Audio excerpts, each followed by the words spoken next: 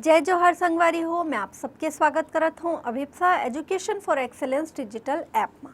तो आज अभिप्सा के प्लेटफॉर्म पे आपके लिए जो टॉपिक मैं लेकर आई हूँ वो कौन से सब्जेक्ट से जुड़ा हुआ है, तो देखते हैं कि वो जुड़ा हुआ है हिस्ट्री के सब्जेक्ट से, है ना। हिस्ट्री के सब्जेक्ट में जो हम देखने वाले हैं वो टॉपिक है प्रथम विश्व युद्ध।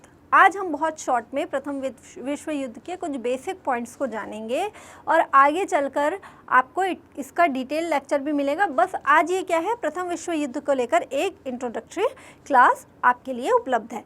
ठीक है, तो देखते हैं कि प्रथम विश्व युद्ध है, इसे प्रथम क्यों कहा गया, है ना। क्या इससे पहले कभी युद्ध नहीं हुआ था? हम तो इतिहास में लगातार युद्ध पढ़ते आ रहे हैं।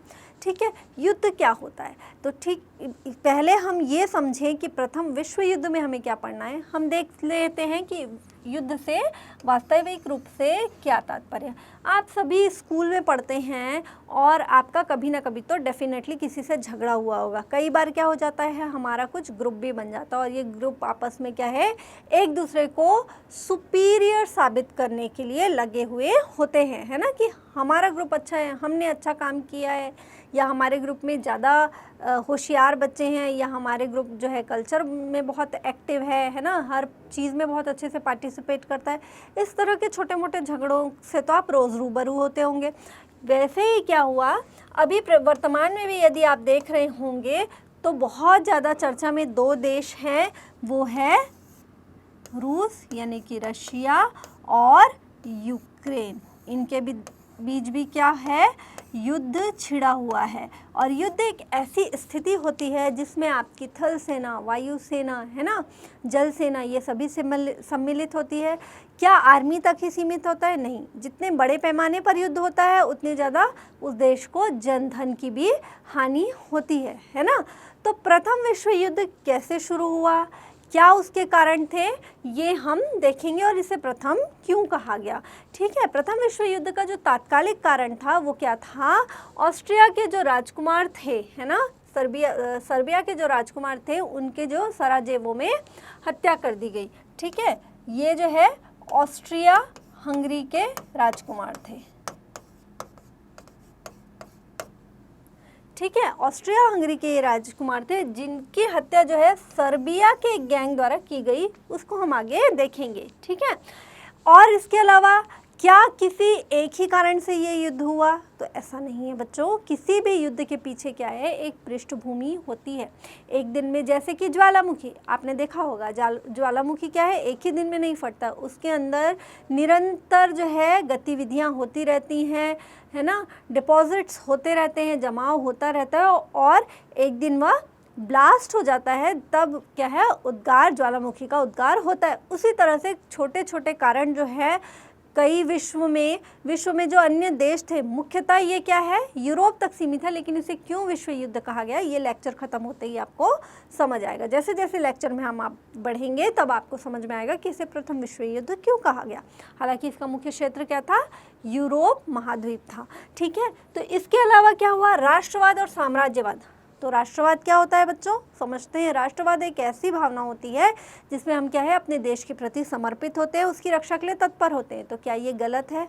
बिल्कुल ये गलत नहीं है, लेकिन अति राष्ट्रवाद की भावना बिल्कुल भी अच्छी नहीं है, जिसे हम क्या कर सकते हैं, जिसके लिए आप एक शब्द यूज़ कर सकते हैं, देशाहंकार। बच्चों, इस तरीके के छोटे छोटे शब्द आप जो है अगर अपने आंसर्स में डालेंगे तो इससे क्या होगा, आपका आंसर जो है वो ज़्यादा अच्छा लगेगा, दूसरों की तुलना में ज़्यादा मजबूत दिखेगा कि आपको शब्दों का भी अच्छा ज्ञान है और आप अच्छे नंबर ला पाएंगे। क्योंकि देखिए ये कौन सा टॉपिक है, ये टॉपिक आपके 10th क्लास से जुड़ा हुआ है। 10th क्लास की आपकी बोर्ड क्लास है ना, तो बोर्ड क्लास में अच्छा स्कोर होना बहुत इंपॉर्टेंट है। अब 10th के बाद आपका करियर पाथ भी आप डिसाइड करेंगे, है ना। तो इन चीज़ों में क्या है, आपके परसेंटेज की बहुत प्रमुख भूमिका रहेगी। छोटे छोटी चीज़ों का ध्यान रखकर आप क्या कर सकते हैं, अपने लेखन शैली में ध्यान देकर अच्छे नंबर ला सकते हैं। ठीक है, इस सारी चीज़ों से भी जुड़े टिप्स आपको समय समय पे अभिप्सा पे मिलते रहेंगे। इसके अलावा बहुत सारी ऐसे चीज़ें हैं, ट्रिक हैं, जिससे क्या है आप अपने आंसर्स को एनहेंस कर पाएंगे और आपके अध्ययन में भी उत्कृष्टता आएगी। ठीक है, तो देखते हैं कि देशाहंकार क्या है। जब किसी राष्ट्र में ये भावना उत्पन्न हो जाए कि मैं ही सर्वश्रेष्ठ हूँ, यानी कि सुपीरियॉरिटी की फीलिंग डेवलप हो जाए, या फिर किसी राष्ट्र को ये लगने लगे कि किसी अन्य देश या उससे जुड़े पड़ोसी देशों की क्या है, कला संस्कृति सब क्या है, निकृष्ट है, तुच्छ है, और मैं ही सुपीरियर हूँ, मेरी संस्कृति अच्छी है, मेरे देश का खान पान अच्छा है, मेरी जो नीतियाँ हैं वही सही है, बाकी सब गलत है। तो ये क्या हुआ, देश का अहंकार हुआ। हमारे सारे जो भी है पड़ोसी राज्य वो क्या है, ऐसे ही हैं, बिल्कुल बेकार है। तो ये क्या हुआ, देशांकार। अपने राष्ट्र की रक्षा के लिए हमेशा तत्पर रहना, है ना, अपने राष्ट्र का सम्मान करना, उसके साथ साथ दूसरे देशों का भी सम्मान करना, ये क्या कहलाया, राष्ट्रवाद। जब हमें अपने देश पर, अपनी कला पर, अपनी संस्कृति पर गर्व हो। लेकिन यदि इसके विपरीत एक भाव आ जाए कि हम ही सर्वश्रेष्ठ है, हमारे देश के अलावा दुनिया में कोई देश दूसरा अच्छा नहीं है, तो ये क्या हुआ, देशांकार की भावना हुई, जो कि कभी नकारात्मक भाव नकारात्मकता ही फैलाएगा। इसीलिए क्या होगा, आगे चलकर इसका नकारात्मक प्रभाव भी हम पर दिखने लगेगा। ठीक है, इसके अलावा साम्राज्यवाद, लोगों में ये एक टेंडेंसी, एक विचारधारा डेवलप हो रही थी उस तत्कालीन साम्राज्यों में, और जो देशाभिमुख थे, प्रमुख थे, उनमें ये भावनाएं डेवलप हो रही थी कि जिस देश के पास जितना अधिक क्षेत्र होगा, वो किसी भी अन्य दूसरे देशों के जितने ज़्यादा अधिक क्षेत्रों को अपने अधिकार में रखेंगे, उतना ज़्यादा वो क्या होगा, देश शक्तिशाली होगा। तो यही क्या हुआ, साम्राज्यवाद।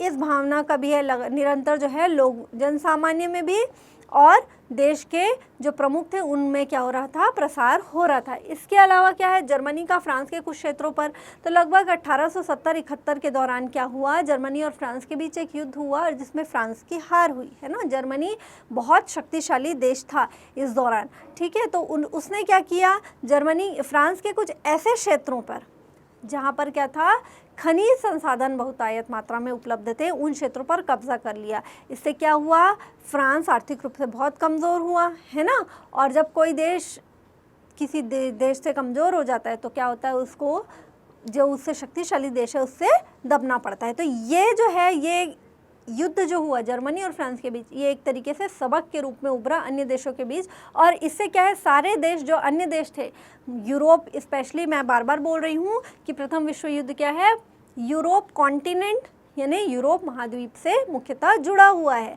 ठीक है, लेकिन समय के साथ जैसे ही ये युद्ध हुआ, क्या हुआ, अन्य देश भी उसमें सम्मिलित होते गए, इसलिए इसको बाद में चलकर क्या कहना ज़्यादा सही समझा इतिहासकारों ने, प्रथम विश्व युद्ध कहना इसे ज़्यादा सही समझा।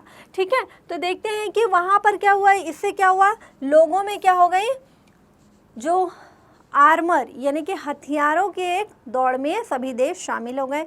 उन्हें लगा कि इस तरह से तो कोई अन्य देश या जर्मनी हम पर भी हमला कर सकता है, तो हमें भी क्या है, हथियार बनाने पर ध्यान देना चाहिए और अपने आप को सशक्त कर लेना चाहिए, है ना। उसके बाद क्या है, ब्रिटेन और फ्रांस की इससे पहले ही संधि हो चुकी थी।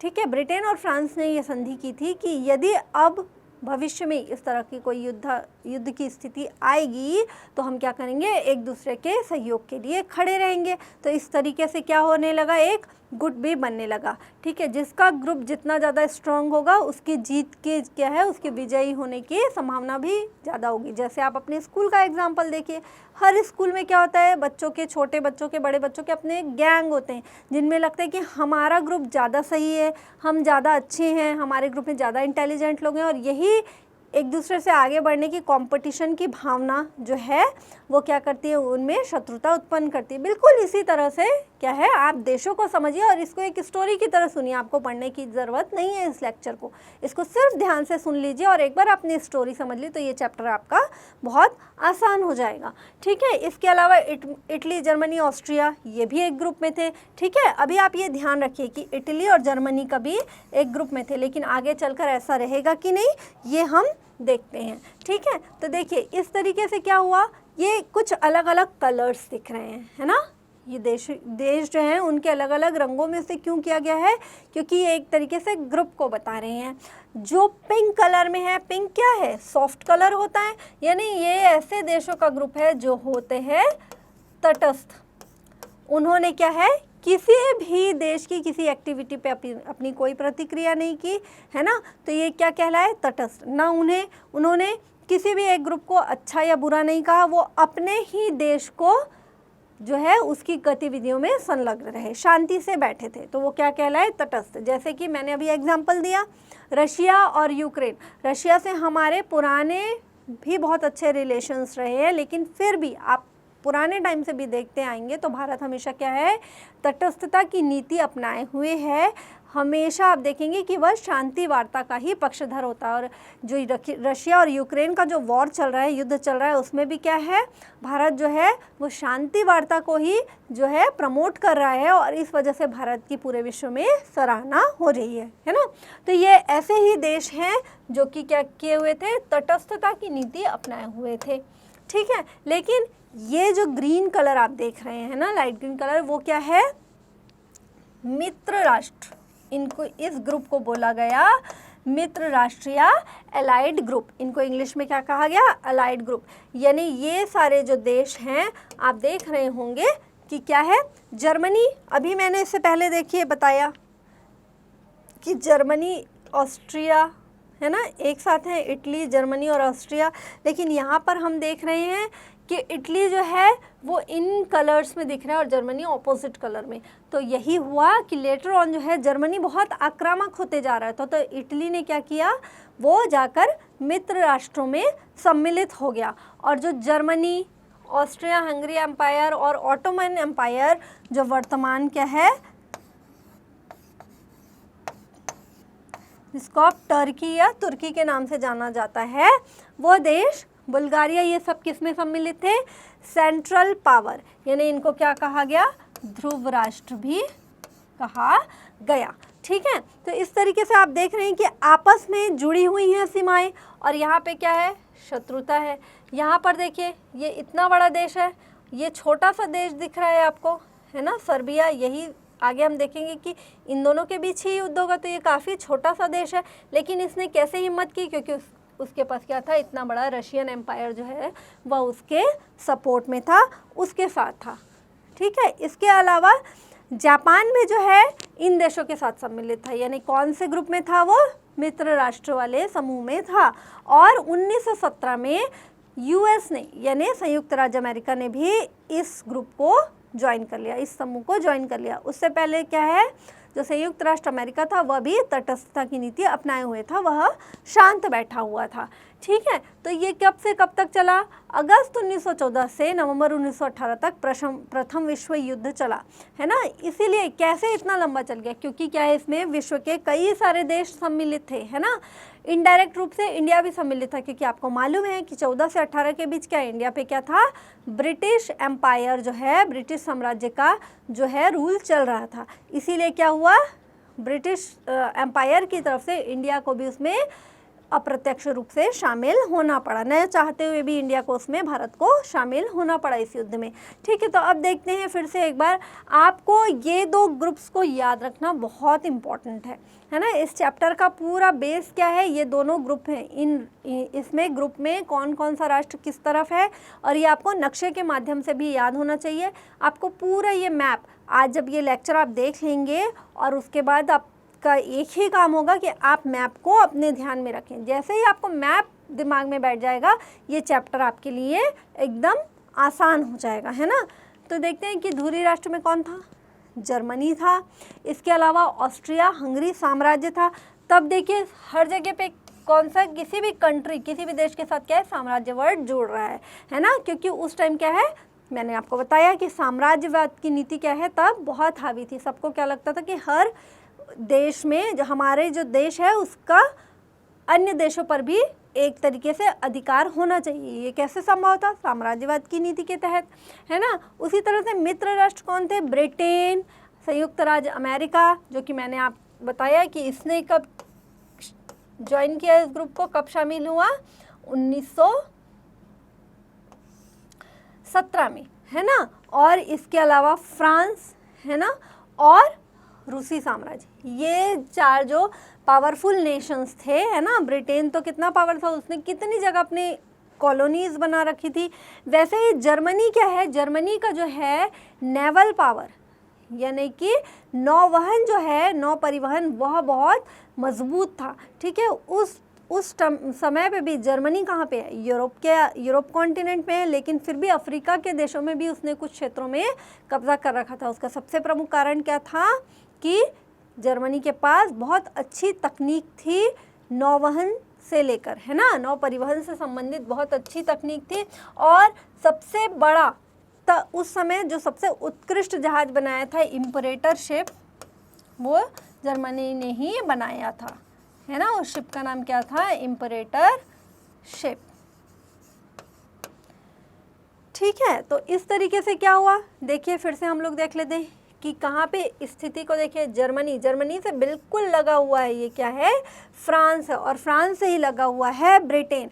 और लेकिन रशिया को देखिए, इन दोनों से दूर है, परंतु इसने किसको सहयोग किया है, सर्बिया को। क्यों किया, यदि उसके यहाँ पे दो शत्रु राष्ट्र हो जाते, है ना, जर्मनी से हमेशा शत्रुता रही, क्योंकि जर्मनी क्या था, बहुत आक्रामक था, पावरफुल भी था और उसमें आक्रामकता भी बहुत थी। इसलिए क्या है, जो अन्य जो राष्ट्र थे, शक्तिशाली राष्ट्र, वो जर्मनी के साथ कभी मित्रता नहीं करते थे, है ना। तो अगर ये रूस से लगा हुआ इतना बड़ा क्षेत्र, ये दो राष्ट्र एक हो जाएंगे तो जर्मनी के लिए क्या है, कूटनीतिक तौर पर ये बहुत बड़ी हानि हो सकती थी। इसलिए उसने इन दोनों से को छोड़कर इन राष्ट्रों के प्रति अपना सहयोग जो है वो प्रदर्शित किया। और ये रहा टर्की या तुर्की, जहाँ पर किसका राज्य था, ऑटोमन एम्पायर, है ना। यहाँ पर जो साम्राज्य था उसको क्या कहा गया, ऑटोमन एम्पायर।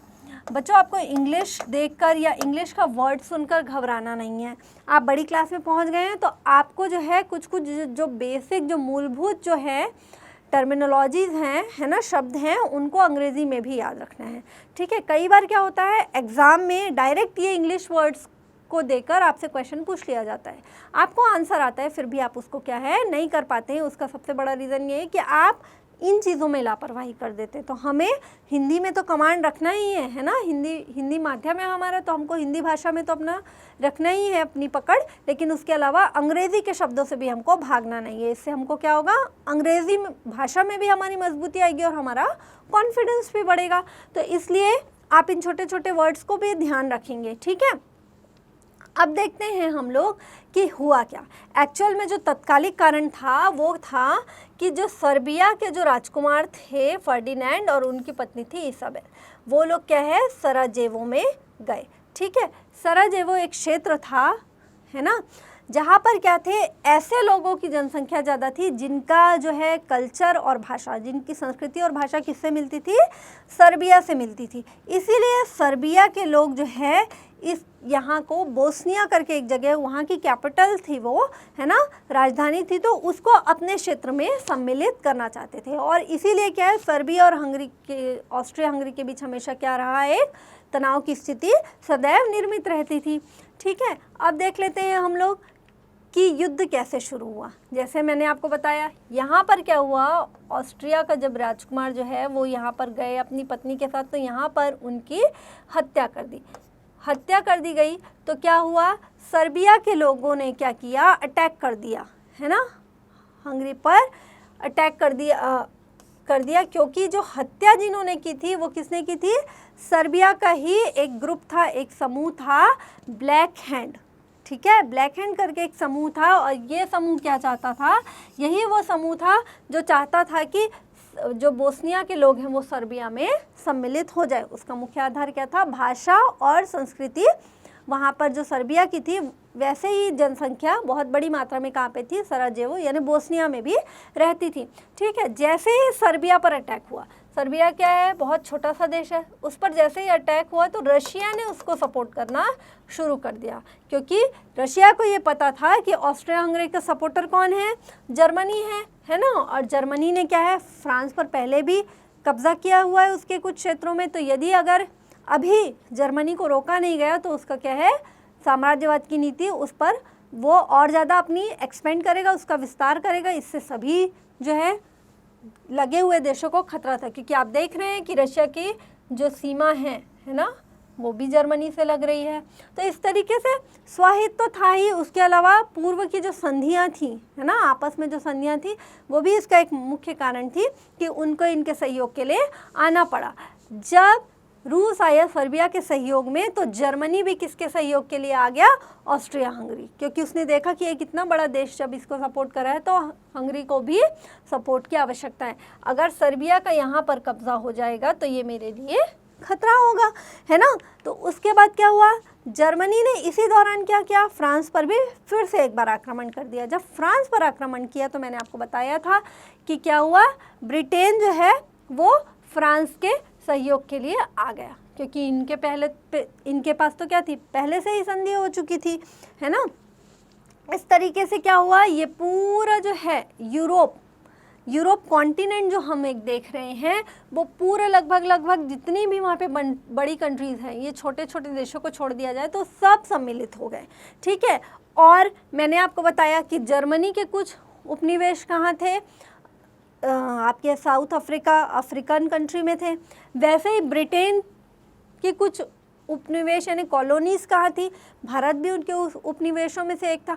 तो इस तरीके से ये जो देश हैं यूरोप महाद्वीप के, वो तो साम्राज्यवादी नीति का जो पालन कर ही रहे थे, इसलिए क्या है, अन्य महाद्वीपों में भी उनकी जो है कॉलोनियाँ यानी उपनिवेश उपलब्ध थे, और उन उपनिवेशों के माध्यम से वहाँ के सैनिकों को भी इसमें क्या कर लिया गया? शामिल कर लिया गया। जैसे मैंने आपको बताया कि ब्रिटेन ने क्या किया? बिना पूछे, आगे हम जब भारत का इतिहास पढ़ेंगे तब आप देखेंगे कि क्यों जो है भारत और ज़्यादा उसका क्या है अग्रेशन यानी रुष्ट हो गया ब्रिटेन से, क्योंकि उसने बिना पूछे ही भारत के सैनिकों को प्रथम विश्व युद्ध में झोंक दिया, है ना। ये सारे फैसले कहाँ होते थे? भारत से रिलेटेड जितने भी डिसीजंस थे, जो भी फैसले लिए जाते थे, वो क्या है, ब्रिटेन में बैठकर वहाँ के जो है वहाँ का साम्राज्य संचालित कर रहा था हमारे देश को। तो इसी तरीके से क्या हुआ? भारत के सैनिक भी शामिल हो गए प्रथम विश्व युद्ध में, क्योंकि क्या है, वो ब्रिटेन की ओर से लड़ रहे थे। इस तरीके से क्या हुआ? ये था तो यूरोप कॉन्टिनेंट का, लेकिन क्या हो रहा है, फैल रहा पूरे विश्व में। इसीलिए इसको क्या हुआ, पहली बार एक ऐसी स्थिति हुई कि किसी एक महाद्वीप में जो है युद्ध जो चल रहा है उसमें क्या है, अन्य महाद्वीप के सैनिक भी शामिल हुए। इसीलिए इसको क्या कहा गया, विश्व युद्ध, है ना। इस तरीके से अब इसका परिणाम क्या हुआ है? परिणाम ये हुआ कि इस विश्व युद्ध में जर्मनी और उसका जो ग्रुप था वो बुरी तरीके से हार गया, ठीक है। जब जर्मनी हार गया तो क्या हुआ, जब कोई हारता है तो क्या होता है, उसको सज़ा भी मिलती है। तो जर्मनी को जो सज़ा मिली उसी को वर्साई की संधि के नाम से जाना जाता है। इसमें क्या हुआ, जितना जर्मनी ने किया भी नहीं था उससे ज़्यादा ये संधि जो थी वो जर्मनी के लिए बहुत ज़्यादा अपमानजनक स्थिति आई इससे, है ना। उसको बहुत ज़्यादा ह्यूमिलेशन का सामना करना पड़ा। एक तरीके से जर्मनी के प्रति जो इतने समय से रोष था वो इस संधि के माध्यम से निकाला गया। इससे क्या हो गया कि जर्मनी को जो सज़ा मिलनी थी उससे कहीं अधिक उसको क्या करना पड़ा, भुगतान करना पड़ा, क्योंकि इस संधि के तहत ये माना गया कि जो युद्ध हुआ है प्रथम विश्व युद्ध, उसमें सबसे ज़्यादा क्या है, जर्मनी जिम्मेदार है ना। इस जनधन की हानि के प्रति जिम्मेदार कौन है, जर्मनी है। इसलिए उसकी पूरी क्षतिपूर्ति, युद्ध में जितनी भी आर्थिक क्षति हुई थी वो क्या हुआ, वो आर्थिक बोझ किस पर लाद दिया गया, जर्मनी पर लाद दिया गया। उसका मैंने आपको जैसे बताया कि नौ परिवहन जर्मनी का बहुत मजबूत था, है ना।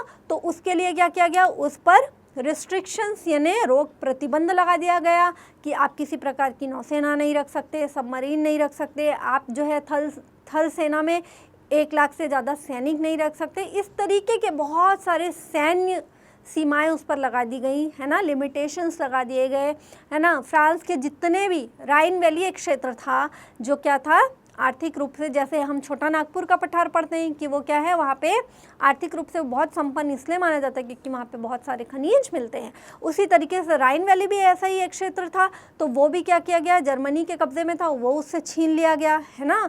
उसे कहा गया कि आपको आने वाले कई वर्षों तक अन्य देशों को कोयले की आपूर्ति करनी है ना। इसके अलावा जो फ्रांस में उसने अपने जो अधिकार क्षेत्र थे जर्मनी के वो छीनकर फ्रांस को वापस कर दिया गया। इस तरीके से हिटलर ने जब वर्साई की संधि को पढ़ा था तो उसने उसे फाड़कर फेंक दिया क्योंकि वो क्या मान रहा था कि ये सीधा सीधा जर्मनी पर क्या है, शोषण किया गया है इसके माध्यम से, ठीक है। लेकिन तब जर्मनी के पास कोई चारा नहीं था और उसे मजबूरी में क्या किया, ट्रीटी ऑफ वर्साइल्स जिसको अंग्रेजी में कहते हैं, यानी वर्साई की संधि पर जर्मनी को मजबूरन हस्ताक्षर करना पड़ा।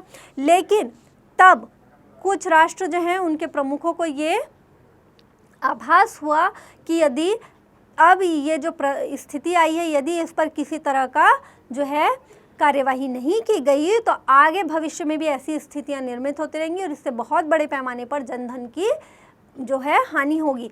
इसीलिए एक संघ की स्थापना हुई जिसको कहा गया league of Nations. League of Nations यानी राष्ट्र संघ, है ना। इस युद्ध की समाप्ति के साथ ही राष्ट्र संघ की स्थापना की, जिसके मुख्य विचारक कौन थे? Woodrow Wilson. ये कौन थे? यूएस प्रेसिडेंट थे, है ना। यूएस के यानी संयुक्त राज्य अमेरिका के क्या थे? राष्ट्रपति थे।